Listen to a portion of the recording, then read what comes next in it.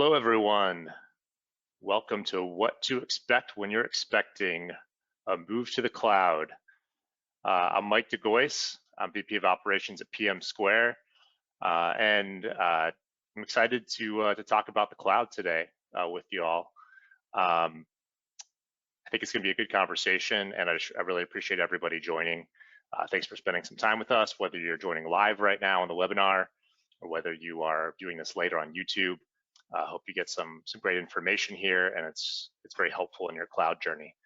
I think we have some great content, whether you are kind of just getting started with some of this, or if you have been doing it for a while. I think there's sort of some almost core values here, if you will, or some principles that are good to kind of come back to. It's always good to come back to the core of things and get reminders on kind of how to approach things. So I think this is broadly applicable information to a wide audience. So I hope you get something out of it. If you don't know much about PMsquare, or if you do, I just want to remind you about a few resources that we have available through our website and social media channels. So first of all, we have a YouTube channel where you might be viewing this. There's a lot of other great content on there around cloud and data and analytics, which are kind of our core competencies. There's also the PMsquare journal, which we send out on a monthly basis. It has a bunch of great content in there about those same topics as well. We have a blog that is just a wealth of information. We've been writing on that for years. There's all kinds of great content there historically, and there's new content coming out all the time. You can also get notifications about events like these, other virtual events and in-person events that are coming up. So go to that address and get signed up. And then we have something called the Genius Bar as well, which you basically can book some time for free to talk to a PMsquare expert. We have experts in different areas that are available on a weekly basis. So one week you might have somebody who's an expert in something related to data visualization, and the next time somebody that's more on the data prep side, or another time might be someone who's more just strictly cloud focused. So great opportunity there to connect free of charge, get a little input, try to break through a barrier, solve a tricky problem. Happy to jump on and talk to you. With that being said, let's start to get into our presentation today. As I said, I'm Mike DeGeus, VP of Operations. I also have experience myself with the cloud. I don't consider myself maybe a cloud expert, but I've actually set up our internal environment, which I'll talk about a little bit more. Made some mistakes along the way, but it's also something we still use today. And also just in my experience, I've been consulting for almost 2 decades here in data and analytics. And so I work with lots of clients who are deploying either data analytics tools or other related solutions to the cloud as part of my interactions with them. So I've had a lot of exposure to that over the years, sometimes a little bit more hands-on, sometimes a little bit more on the sidelines. But I've seen a good bit when it comes to the cloud. I've definitely seen a ton of the benefits that you can get from the cloud. And I'm joined today by Chris Chapman, who's a senior solutions architect with PMsquare, who's the real expert here. He also has a background in data and analytics and has also become a cloud guru and just an overall sort of technical wizard. So he has a lot of great experience and information to share on this topic. I'm excited to have him here with us today. How you doing, Chris? Hey, Mike. Good to be here. Chris, I mean, I can't help but seeing that your poster behind you, your art there, just brings basketball to mind. I know you're a fellow NBA fan, and I got to admit, if I'm a little low energy today, I'm trying to bring it, but my Phoenix Suns let me down in the biggest way possible last week. And I know people come to PMsquare for our NBA takes. So just what happened? I don't understand. You're an objective third party here. What happened to the Suns? Luka. Oh, gosh. I don't know. It was, yeah, it was part of Luka. They had no answer for Luka, but I mean, what, 27 points in the half? The halftime score was indefensible. It's like I've never seen that, especially from a team that made the finals the year before to no show at home in an elimination game. Was shocking. It was truly bizarre. Sorry, that was rough to see. Yeah, I was definitely down. Fortunately, we're a couple days forward here now, so I'm got my mind in a better place, I think. And I'm trying to get myself psyched up for the remaining basketball You got any predictions for the conference finals or who's going to win it all? This is going to be preserved on YouTube, so you're going to be held accountable. Oh man, normally my hot takes are just hidden away in my house for my wife to hear. These matchups are interesting. The East with Boston and Miami, I think they're more even than people give credit for. I think people are picking Boston, but I'm a little concerned that they had 2 hard series. Probably will give the slight edge to Boston, but I think Miami could definitely have a shot. They got a really solid team. And then out West, I actually think Dallas. Wow. I haven't liked Golden State hasn't looked good this playoffs. I feel they've kind of walked their way to the finals and or the conference finals, and I don't know who's going to guard Luka. they don't really have anyone. It's going to mainly fall to Wiggins, maybe Draymond, but it's going to be tough. He's going to be able to do a lot of the same stuff he did, hunt out Poole and Steph and Clay, like he did with Phoenix with Paul. So we'll see. It's going to be interesting. I might think Golden State's going to win it all. It's crazy. I just got to go with the experience. Draymond, Clay, Steph. I know they're not the same, but I just kind of wonder if they might pull out one more here. But we should probably move on. I'm sure there's a contingent out there who are really interested in this conversation, but most people came here for the cloud. So I'm going to start right off with hitting you with a hard-hitting question here. So I know you're a father. So and the theme here is what to expect when you're expecting. So what's harder, moving to the cloud or bringing a tiny human into the world? At least from your perspective of the small role you played in the latter. Yeah, very small. Definitely the human. Cloud migrations, can go, 6 months to a year, but the humans stick around longer, and can cause more sleepless nights for sure. I was gonna say, there's literally zero way that you can actually prepare for bringing that human into the world. I mean, you could take some steps to prepare, but there's no way you'll actually be prepared. Whereas with the cloud, I think you actually can prepare for that. And you can end up sleeping pretty well. Maybe 1 or 2 sleepless nights, but not months on end. So I think it's a little bit easier.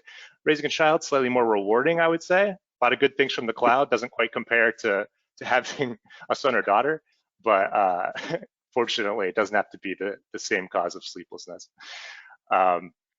So, all right, Chris. Well, I'll let you get to more of the meat of the presentation here. I'll kind of turn things over to you, and I'll just chime in here if I got a thought. Sure. Yeah, so we can get started up with a quick agenda, going through what we're going to talk about. Yeah, it's Mike brought up here. So this is what to expect when you're expecting. So one to know, as we've managed our own workloads in the cloud, we've helped clients design and implement their workloads, manage workloads for clients. Takeaways that we've learned over the years.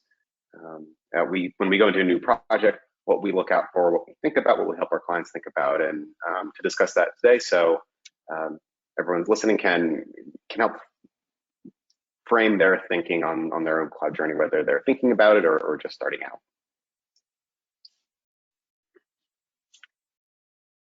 So we've gone over our introduction. You can see here we're going to look at what needs to be migrated, how to migrate it, be mindful of dependencies, look at different deployment methods. Obviously, that'll be different than legacy on-prem solutions. And then look at some other things that are going to be very cloud-specific, things that would fall outside of the scope typically of application owners, so BI platform, even database owners, that would fall maybe to a network admin, system admin. But something that if you're going into it, you need to be aware of, need to bring in those resources and those teams to help support you, so you're set up on a good foundation moving forward. That will get into what to migrate. So it probably seems obvious. You need to make a list about what you want to migrate. You probably already have set in your head of what you would like, or the organization has a roadmap. But you need to really think through, because there's obviously going to be a lot of dependencies that you already have that resources will need to communicate and talk to each other, and so you need to do it in a thoughtful way. Things like Active Directory email.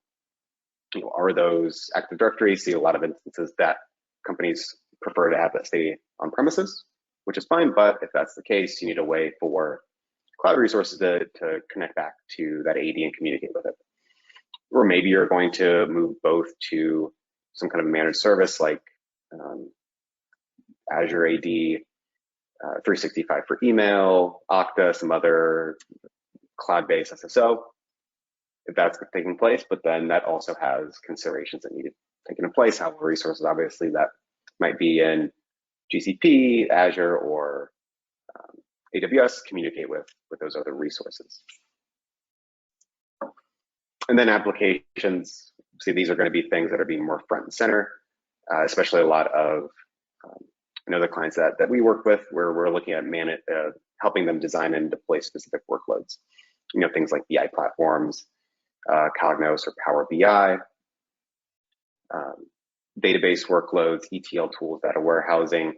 Those are things that we typically up with and need to be thought through. Good examples of, for data sources, for example, can they move to a cloud environment? Do they need to stay on-prem? Are there security requirements around that? So when you look through and think of what to migrate, you think of is it capable of being migrated, and do we want to run that workload in the cloud? Maybe what is the order of that we want to have that take place? So important to get a list so that as we move through some of the other items on our agenda today, you can look how to position these in with a priority or dependencies to get that migrated as successfully as possible.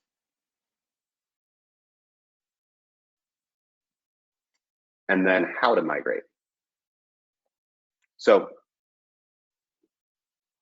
this will really come down to how you're going to be looking to how to migrate. Straightforward. Well, how do you get it out to the cloud? Well, within the cloud, it is, as we mentioned, different than on legacy on-premise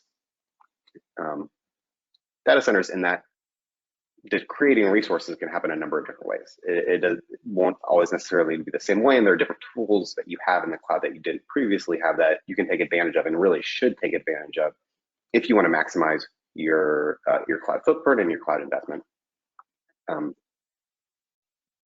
And I know AWS has an interesting list for how they think about framing some of this around their 6 Rs. This is strategies to get resources into the cloud. So the most popular, we'll talk about some of the more popular ones. Like rehost, for example, it's just a straight lift and shift. You have an application that has a gateway tier, application tier, it's a database, has X number of servers. You just move it and replicate that architecture straight away and deploy it. Perfectly fine. And a lot of people think they need to do a big re-architecture, right? Oh, well, we're moving to the cloud. Excuse me. And well, can it be architected the same way? Do we need to redesign it? It needs to be redesigned in some big fundamental way.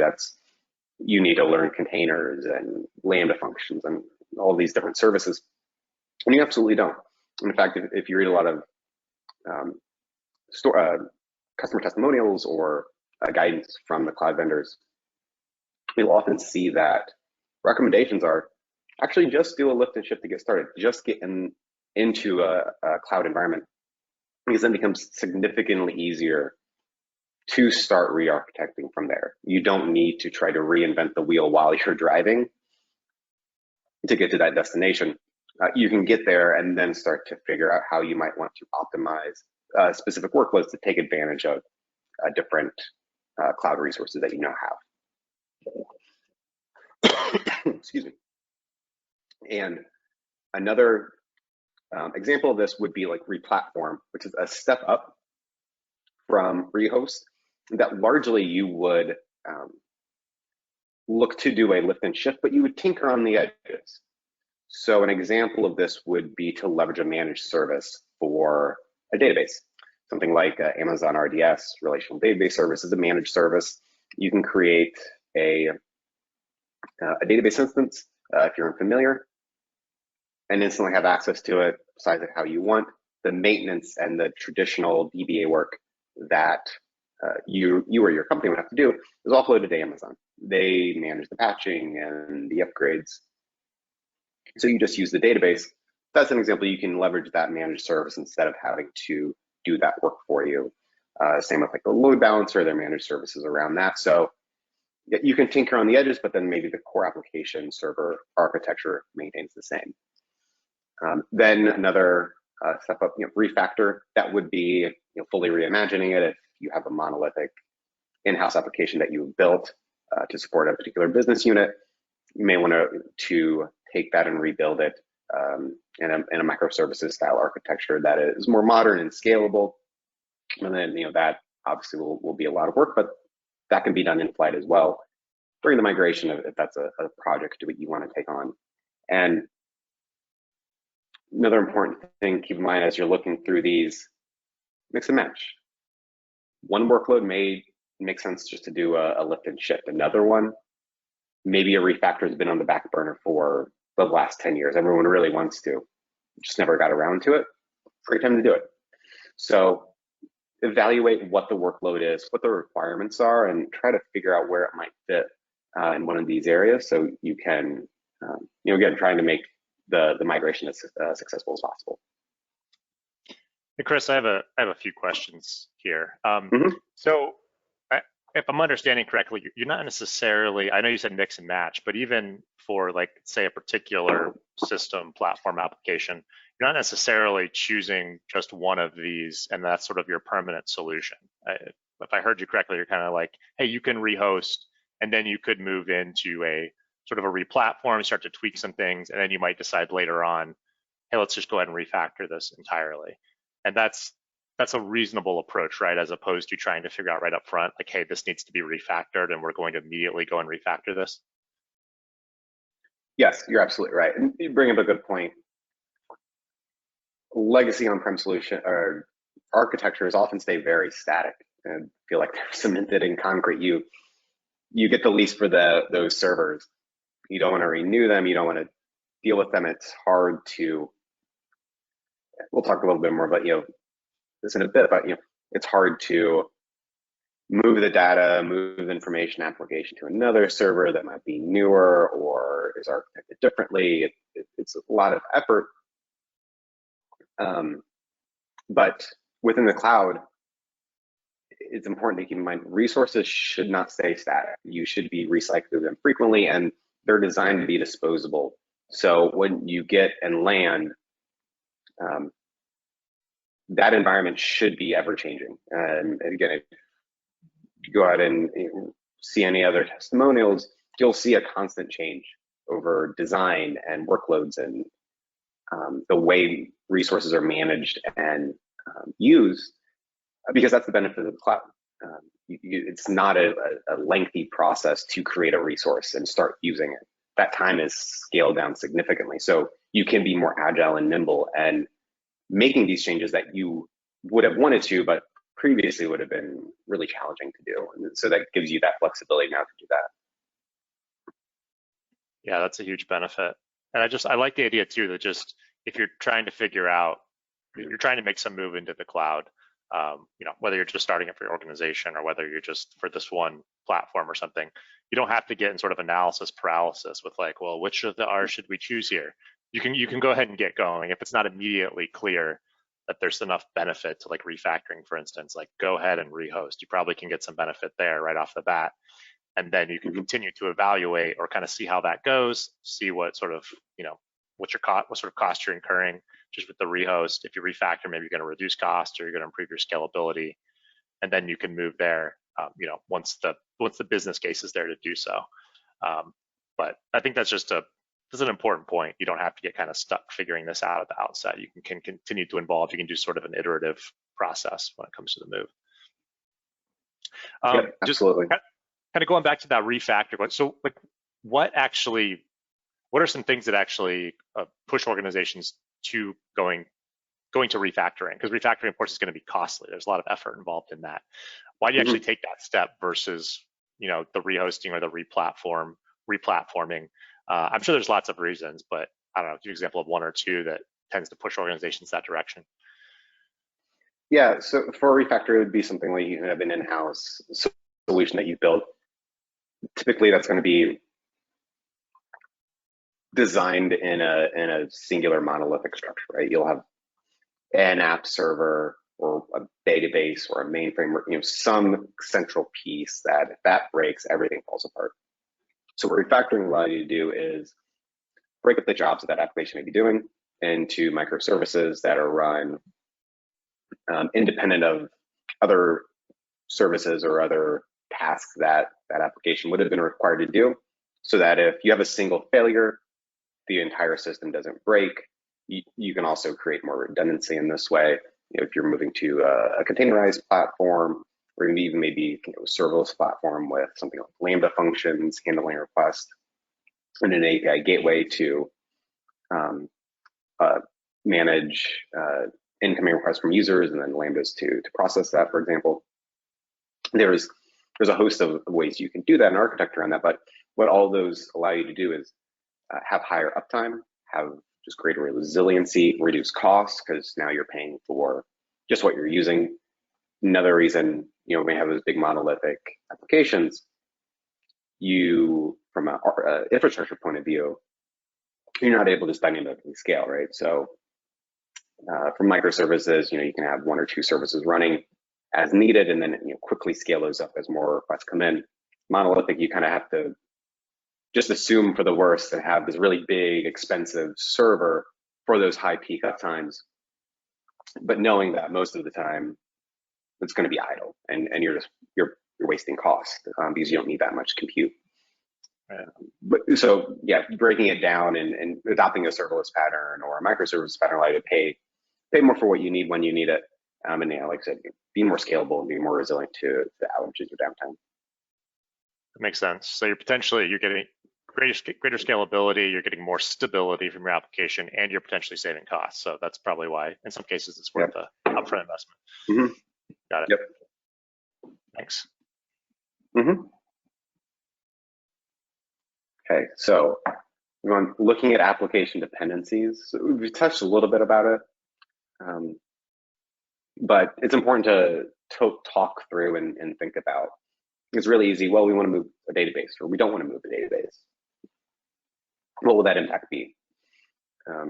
Obviously, we deal a lot with Cognos customers, and one thing I've found interesting, getting a number of clients that come to us and say, "Hey, maybe some of you out there, or a CTO or companies come to us and say they want to move to the cloud and they want our group in our application to be the guinea pig. So we need to move Cognos to the cloud first and see how it goes, and really be the test ground for all of their applications that might come next. But that can have implications, obviously, if the reporting platform is going first and the data sources are staying on-prem. Is there going to be latency? Is it going to be increased cost with data movement? What will all of that look like? So be very careful in when things are being moved and how they're being moved to make sure that those dependencies and risk are cataloged and triaged and understood, so that you can architect for any of those. And same thing in other cases, whether it's ETL or data warehouses, going the other way. If the data warehouse is moving first, you want to do a migration to BigQuery or Redshift, but other applications staying on-prem still need to take that into account. How will resources that are on-prem reach out to that cloud data warehouse and communicate and be able to connect? So there are a lot of just logistics to think through. If not everything is going at once, just make sure obviously the lights stay on and there isn't an issue or an unforeseen risk with the move. Chris, are there some situations where you kind of can't move a certain application because you still have components or you still have dependencies that are going to be on premise for whatever reason, like you aren't ready to move them yet, or I don't know, from a separate risk analysis standpoint, someone's decided that they shouldn't go to the cloud yet. I mean, are those overcomable in most cases, or are there certain situations where like the latency is just going to be too much, or are there ways to address those sorts of issues? There are ways to address that. I know, speaking with a client, they wanted to move Cognos reporting tool to the cloud as a test, but and they're also looking to move their ETL at some point. They just weren't ready, and weren't ready because they had hundreds and hundreds of ETL jobs going to a few hundred transactional tables they were maintaining in that way, and they just didn't want to move all that. But they did have concerns, and a couple things we talked about with that is there are ways to get dedicated connections from the on-prem environment to a cloud, to their cloud environment, whether it's AWS or GCP, Azure. All of them provide it. You dedicated hardware basically that creates, you don't go through the internet, you go through that private line, private fiber line between the two data centers. That is expensive, but I know a number of clients that have leveraged that, especially in the short term until everything does get migrated. It allows for more stable connections to be established. There's also other ways. If it's just a matter of replicating data in that instance, AWS has a service called that allows you to, the database migration service that allows you to migrate databases from one database to another. You can also migrate between database types and schemas, and a lot of different tooling in there to make that. But one of the things you do that is just straight replication, and it can just constantly run, or you can run it on a cadence. So that could be it. It's a little costly because now you are going to pay for redundant databases, but you can still keep ETL on-prem for a short-term period and those data sources and all the dependencies that are connected to those, other applications that are leveraging those. But then once the ETL is run, you can just migrate the data to cloud databases, so reporting could take care of it. So it depends on, so both those we're going to have additional costs. You just have to weigh what those would be and see which would be the best fit. So yeah, one thing with the cloud, there's always a way to meet the end objective. It's just a matter of seeing what all of the requirements are and working through that to find the best fit for the solution. Yeah, I agree. I feel like that's just a key thing to keep in mind, because I would almost think, I hadn't done some of the stuff before, that there were just certain things that were so intertwined you almost had to move them together. And of course there might be cases for that in certain circumstances, but it is good to know that in most cases, you could find a solution. There's so many different possibilities, so many different ways you can approach things and moving to the cloud, that there's probably a solution for wherever you're at right now. There's probably a way to make that work so you can take some first steps without having to wait to be ready for some other piece. So yeah, thanks for clarifying that. Mm-hmm. Yep. And then, so next I want to talk about is deployment methods. We've got a few writings out on our blog. Probably read this. We'll go through some of this. It may be a little familiar, but it's important to know what these are and to start taking advantage of them, some of them earlier than later. And so by deployment method, simply mean, how are you actually going to create your resources? So you need a server to run software, you need a database, a load balancer, whatever the case may be. How are you going to create that? Well, all the cloud platforms have basically the same general tools to achieve that. And the first is going to be a console. So they all have their different consoles here. We're seeing the AWS console to create an EC2 instance or a server. It's going to be a web-based experience, very point and click, very straightforward. It'll walk you through everything that you would need to think of to configure the resource correctly so it can run. And this is great. If you're just starting out, absolutely leverage the console. If you're not starting out, even if you're a veteran, and I still do this, if it's a new resource or just a new pattern that I haven't deployed before, I'm still trying to wrap my head around, how do I want it to be configured? What do I really need to do? What's everything I need to attach to the server or whatever the resource is to get how I want it to work. I'll start with the console. I'll mainly create it that way so I can fully understand everything that's needed before I would do another deployment method. One of those other deployment methods would be infrastructure as code. And that's taking the deployment parameters that you need. So for a EC2 instance, for example, you need to be a certain size and a certain VPC and subnet and certain security group attached with certain rules, a certain number of disks that are certain size. And here you can see one, this creates a Cognos server, really straightforward single server Cognos server. But what this can allow you to do, especially for more complicated deployments, or even just deployments that you're needing to do frequently, that won't change. Leveraging infrastructure as code and placing the configuration in code allows you to do it much more quickly and much more efficiently because the code won't mess up. I know, having done lots of Cognos installs and upgrades and even creating services and servers in AWS or Azure, human errors are real and frequent, but the code won't. And it allows you to be much more quick. I know we've adopted it internally. We help clients create deployment patterns using it. It's really important. And again, if you're just starting out, I wouldn't go this route. But as you get more comfortable and more familiar, I would adopt it sooner than later, because it's just going to make your life easier and make your deployments much more quicker and easier, faster. And another thing it allows you to do is, for anyone that gets audited, that the infrastructure needs to be configured a certain way, whether it's groups or networking, anything that needs to be audited, this provides a record of how the resources were created. So if you get audited and say, okay, how did you secure this? How did you deploy it? You can give them that code, and that will be the blueprint of how it was done. So it's another added bonus of using infrastructure as code. And then our last common way is CLIs. This is going to be leveraging command line or terminal to execute commands.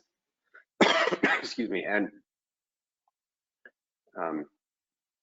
the benefit of this over something like console is it's going to be much more quick.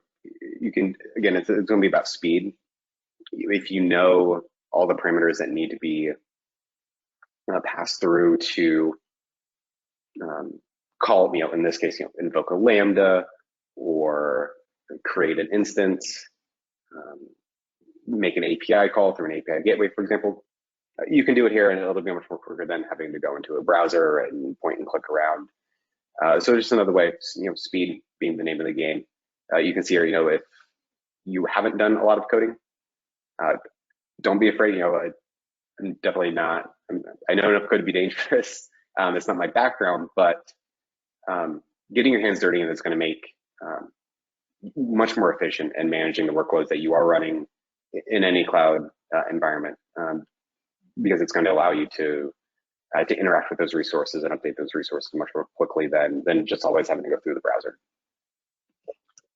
Yeah, I was going to mention the same thing in terms of the coding, because I'm not like a hardcore programmer. I mean, I can write SQL and can edit some JavaScript and such, but I don't just sit down and write applications. But I think you'd agree for both of these, for like infrastructure as code as well as for the CLI, like you don't have to be a hardcore programmer to get in and do some pretty powerful stuff here. I mean, the infrastructure as code is what, YAML or JSON or something, right? Like it's not even really, it's not even really programming. It's just structured language.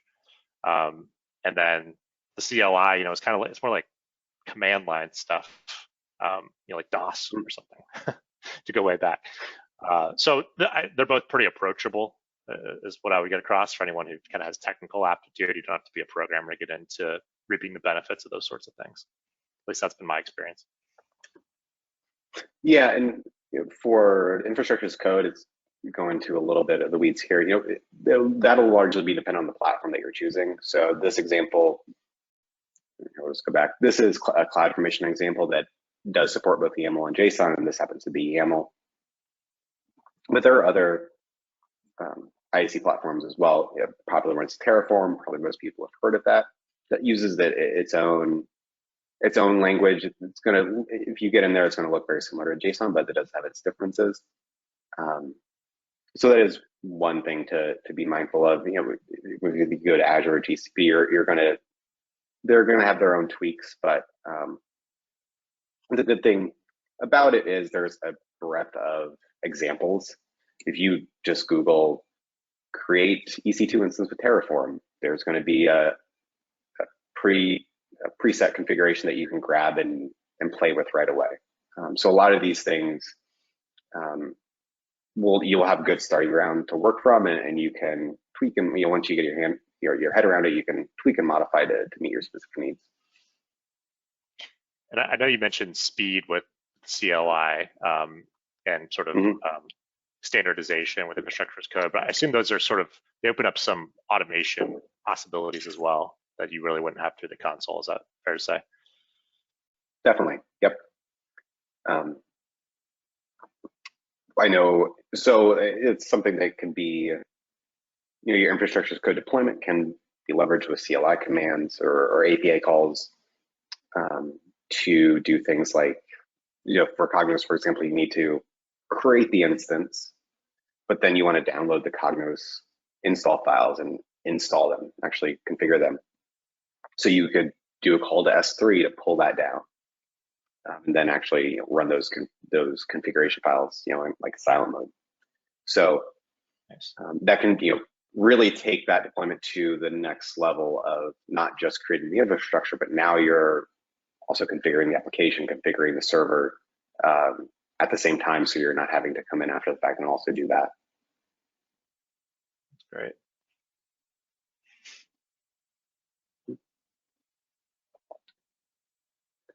So next, account structures. So the next couple of areas is going to be some housekeeping and more networking around how you should approach just even getting your account set up, your cloud account set up, like, an AWS account. It's really easy. If you want, you need an email and a credit card, and you can have a AWS or a GCP account and start creating resources. But if you're looking to, even if it's just to test and to play with, at some point you most likely will need whatever resources or applications you're creating will need to talk to resources in another cloud account. And for that to happen and happen efficiently and securely, you're going to need to do a little bit of planning to make sure that you haven't painted yourself into a corner and would be prevented from doing that. And so we'll look a little bit about what we mean here. But first, so like I said, it's easy to create an account and everyone can make one, but if this is going to be either plugged into a larger organization or will expand over time, most likely, you need to think about that account and what resources will go in it. Most best practices will say you don't want to keep everything in one account. Most mature companies that are mature in the cloud have multiple accounts that are serving many purposes. And when I mean multiple, I mean, it can be hundreds and actually hundreds of accounts. It just depends on the organization, what their requirements are. And, examples you can see here of different accounts, whether you have sandbox and production and non-production accounts. It's important to keep them separated. You might be thinking, well, why? If we're just having some BI applications, or we're just, we need just a couple of databases. But, from our personal experience and working with clients, the number of resources can grow very, very quickly. The number of people in that account will then also grow. And you're going to be setting yourself up for potential problems, especially having like production and non-production workloads running at the same time, and then people doing development. And people, oops, I didn't mean to delete that, or I didn't mean to push that change. I thought it was the sandbox, but it wasn't. Same thing, like for all the same reasons you have different environments for your Cognos account, hopefully. You just don't want any accidental or unforeseen issues to pop up. So even though you're starting out, it's just going to be small. Think through that of, okay, what will this account actually be used for? What application should go in it? What specific workload? What's production, non-production? Start to plan it out. So you're not, like, say, boxed in your corner and you've got too many resources in one and you're having to try to recreate things in other accounts and have a lot of rework to do after the fact. So yeah, the key is don't put everything in one account. Some basic guidelines, organize based on security. What makes production workloads in their separate accounts. You can even go further and production grouping here, production OU, and then maybe a production finance account or sales account, database account would go in there. Even break up those specific workloads and even their own production based accounts. And then start small and look to expand. So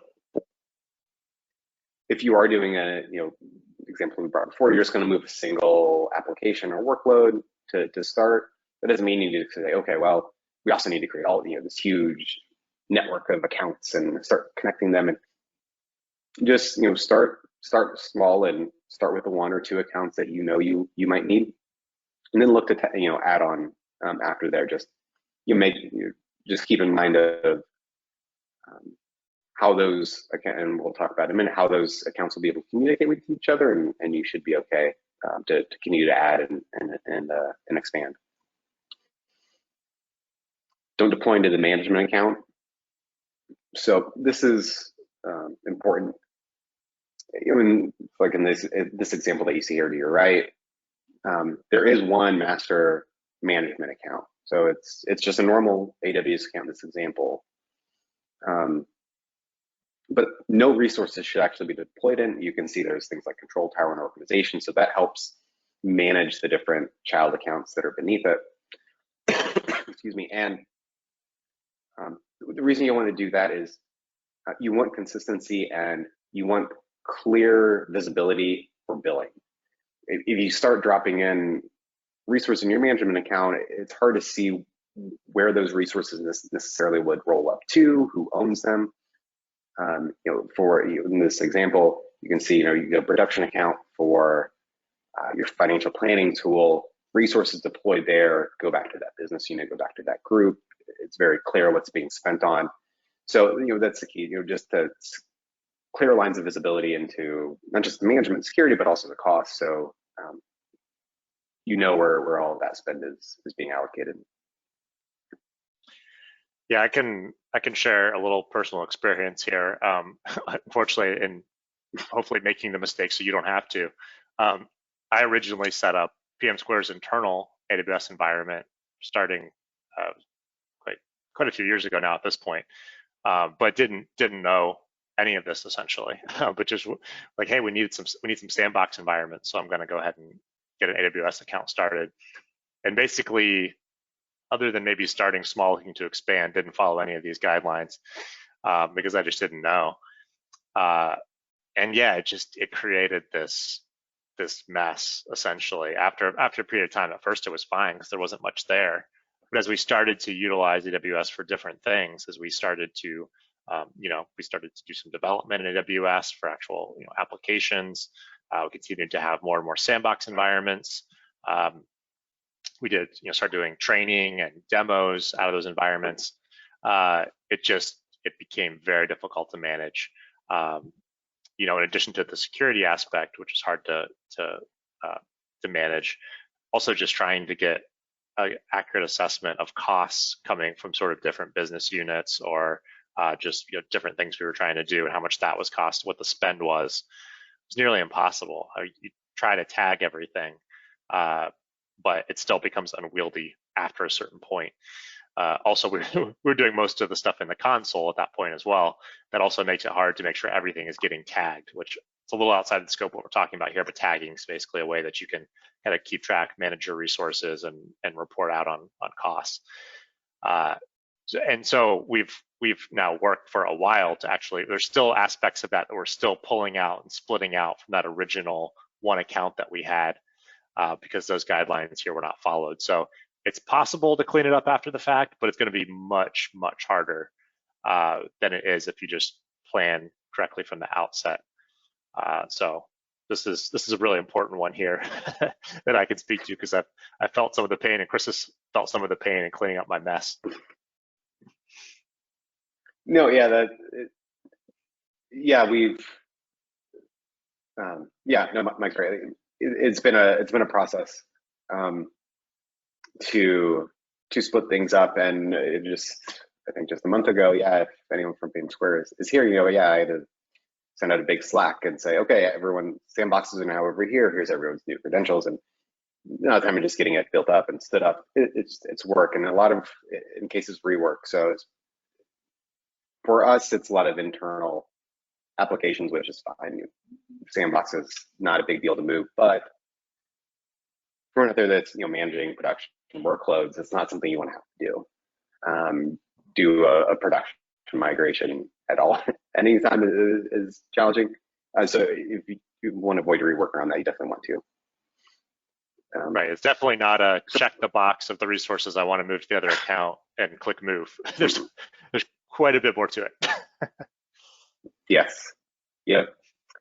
And one of those is thinking about network topology. So I mentioned before, if you do go with a multi-account structure, and you should, ultimately you'll want resources in one account to talk to another. Might be you have a separate database account, or like the BI account will need to reach out to databases in other systems. But to do that, you will need to make sure that you plan out your network. So requirements. So if you create an account today in any of the major cloud providers, they all have a default network or a default VPC, default set of subnets that will be assigned to it. And that's obviously where all of the resources will be created, and you would deploy it.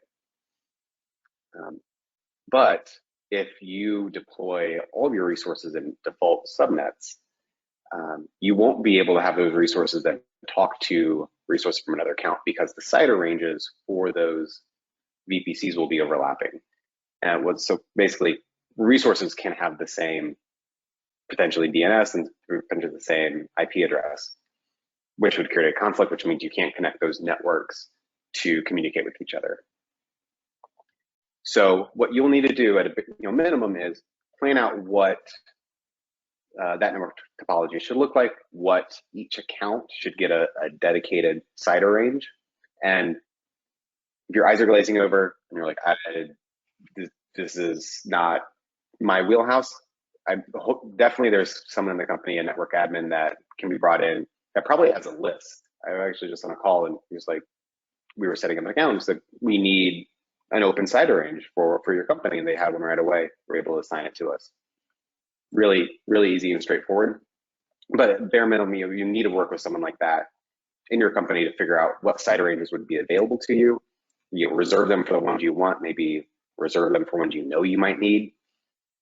So you have room to span. But it's really critical, because this is going to be a case, and as Mike said, that original deployment that we had was all in default subnets and VPCs, which did bring up challenges when we did start creating other accounts. It wasn't always as straightforward to just connect and get everything talking with each other, because everything was in that default CIDR range. So, like I said, if this is out of your routes, or you feel uncomfortable with it, bring in someone who is responsible for managing it, so that can be mapped out, and you have a plan to make sure that all those accounts and all those resources will always be able to talk to each other.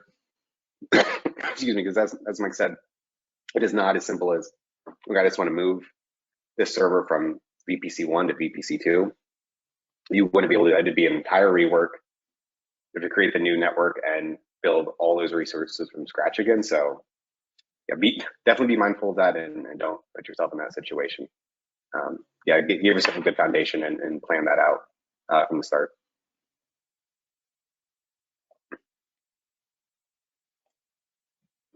All right. So I don't have any comment on that one. You saw my eyes glaze over with the CIDR stuff, so. Yeah, CIDRs are exciting. I know that's normally the reaction for most people. So we've mentioned this a few times, but I think it's important to talk again. You mentioned it when we talked about the 6Rs and different deployment methods and strategies for starting out. But it's really important to think big and start small. And everyone has great ambitions. Okay, we're going to move to a managed service for ETL. It's no code, low code, and one of the big cloud data warehouses, Snowflake or Redshift, BigQuery. We're going to be all cloud native and modern. But as we've seen, getting to this point, it can take a lot of planning and a lot of work to get to that point. And not to say that you shouldn't. You definitely, it's worth the investment, worth the time, in my opinion, to get to that point. But and have those dreams, have those ambitions, but definitely start small. Start with a single workload, single application, so you can really start to understand what it will take to get everything migrated, because you're going to fail. And like, accept that it's going to happen. This is,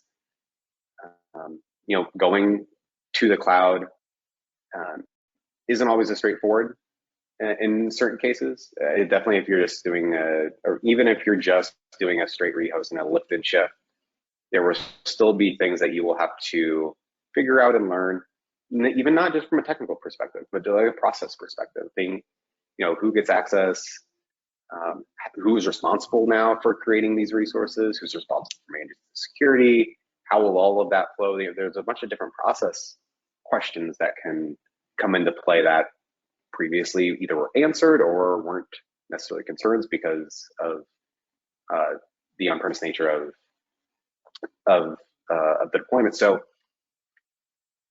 just give yourself room to fail, give yourself room to experiment, because the experimentation is going to we talk about the sun, so hopefully they've learned from that and can reposition for next year with some different ways to account for what happened against Luca. But yeah, like the same way, failure is going to be a great teacher and will show you that didn't work. Try a new way. I know a lot of the projects that I've worked on, especially like our internal builds for Cognos deployments. I know the very first one I wrote is very different from the one I have today that we built. And hopefully in another 3-4 months, it's going to be even different. It's a continual process, continual change. And the failure is going to help inform that and drive that. You can see what worked, what didn't work, and can reposition how you're thinking about doing your own deployment and doing your own management of those resources to fit your company's need. Because you can read a lot of different examples, and you can definitely come talk to us. We're happy to give our thoughts and ideas. But every company is going to be a little different, and every application, even within a company, will be a little different. But hopefully, as you're able to learn and adapt from one application, it can inform how you can start to move those other workloads that you may have. So you'll have a good framework for how to do that, and can do that more quickly and be more successful with those. The more time you do it, the more reps you do it. And if you follow some of the guidelines that we've given today, then you won't fail in the truly historical proportion the Suns did. Getting down 40 points in a game 7. You'll just have a small failure you can easily recover from and learn from, and no one will think any less of you. So that's part of what we're trying to do today, is empower you so that your failures can be reasonable. They can be easily learned from and adapted from and grown from. Yep, absolutely. And that brings us to the end. And yeah, as Mike said, we want to help, and I mentioned it, but we're definitely here to help. So, like you said, we've obviously done our own dogfooding, and we've worked a lot with our own workloads. We've helped clients with their workloads. So, if you're just starting out, if you're thinking about starting out, or if you already have a strong footprint but have questions, please feel free to reach out. We'd be happy to have those conversations, and always like having those conversations. So let us know. Mike, are there any questions out there in the chat that we can answer right now? I think we got time for one here. We're almost out of time. Okay. So let's go with this. So I see that you talked a lot about AWS here. Is AWS recommended cloud platform, or are there reasons to choose AWS versus GCP or Azure or others?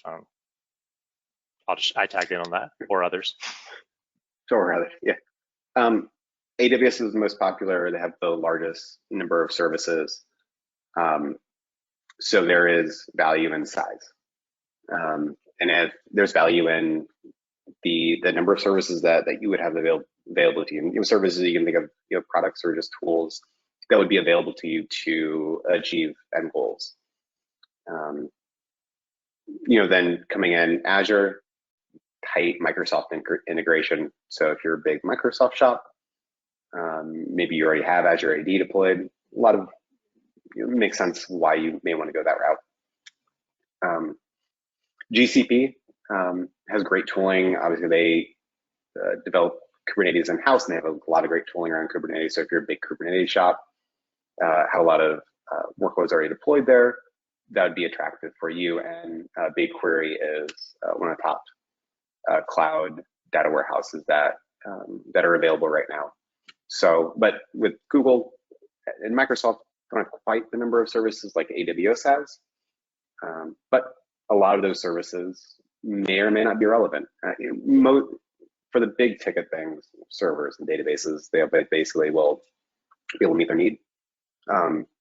So it will just depend on, what you're looking to get with that vendor relationship.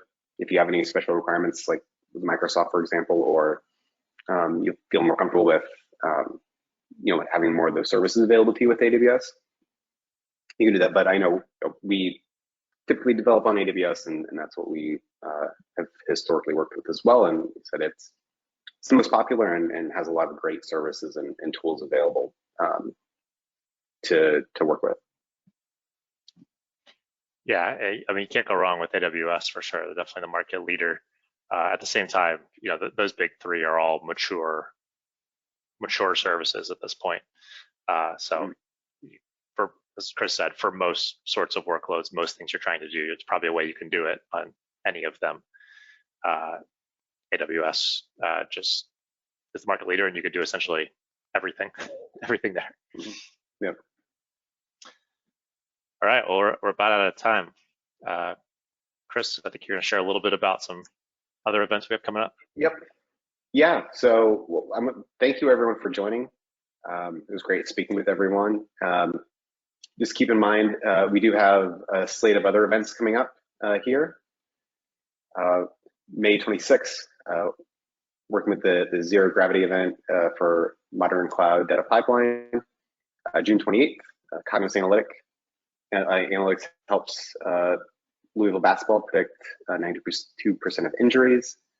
July 9th, we're going to be talking about data mesh and help fixing your data mess. July 14th, Baking comes to Chicago. So if anyone's familiar with our Baking conference, we're going to be taking a different approach this year. Instead of having everyone else come to us, we're going to bring it live to Chicago, and we'll be starting that on July 14th.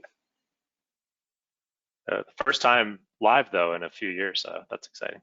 Yeah, glad to be glad to get out there again. Absolutely. Well, thanks, Chris. Thanks for sharing all that knowledge and experience. I hope this has been a helpful conversation to everyone who joined. Definitely connect with us, whether it be joining one of these events or hitting up our website at PMsquare.com. Those specific resources, go back to the beginning of the presentation. If you're doing this on YouTube, to see those specific URLs, but all those things, you can find hyperlinks from our homepage as well. So thanks again for everyone's time. Have a great rest of the week. Thanks, everyone.